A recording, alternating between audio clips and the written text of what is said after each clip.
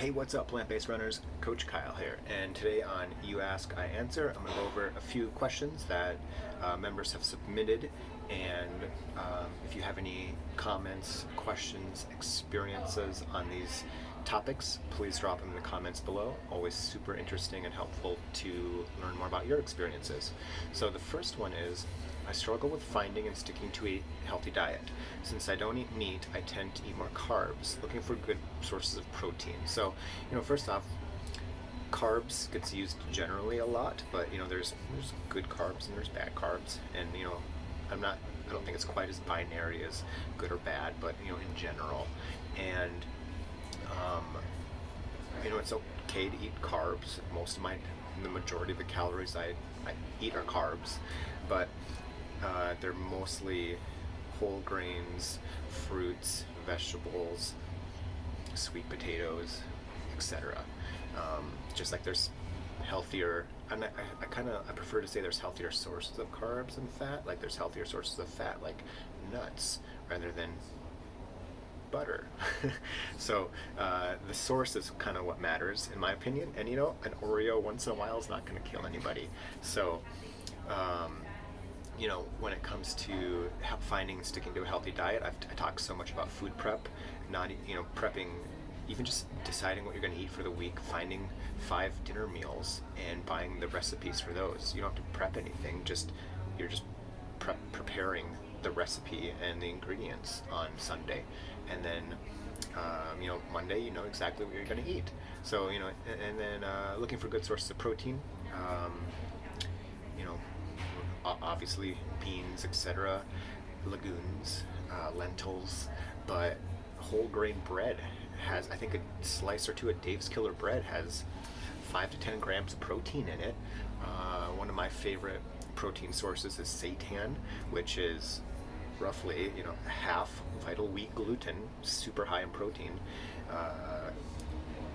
nutritional yeast, vegetable broth, some seasoning, etc. And that's a super high protein source. Tofu, seitan, etc., all great options. So comment below with your favorite protein sources, I guess you could say.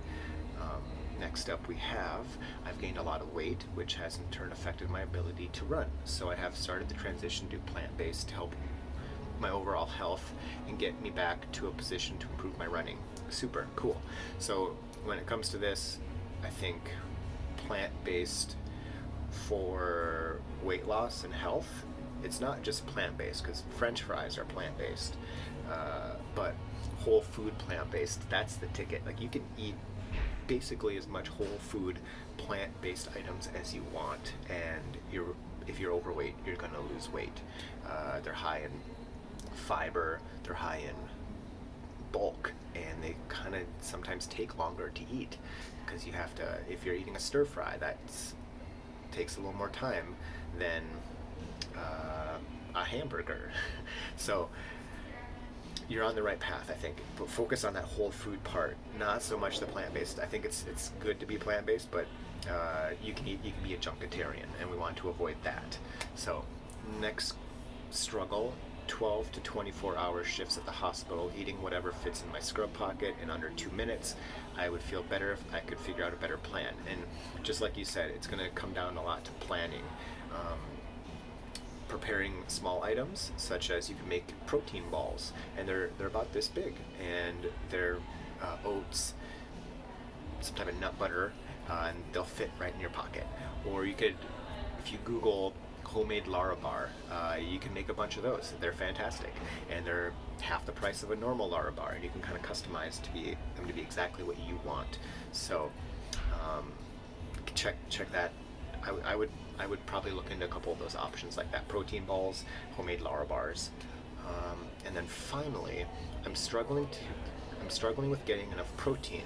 I struggled getting enough carbs so I wouldn't keep losing weight, but now I'm having a hard time hitting protein intake with plants. I'm maintaining at least though. So my question here is, like, how much protein do you think you need? Very generally, 100 grams of protein daily is probably enough for most people. For small ladies, it's definitely plenty. And you know, the Silk protein milk, it's cashew almond milk with added pea protein. It has 10 grams of protein in it per cup. And even the Silk soy milk, the chocolate version, is 9 grams of protein per cup. So you know, you have a pint glass of that after a run, that's 20% of your protein intake for the day if you're shooting for 100 calories, 100 grams. So, you know, I mentioned seitan earlier in the video. The seitan loaf is about this big, and I think I cut it into 8 slices, just to kind of portion it out a bit. And I think one of those slices is 20 grams of protein.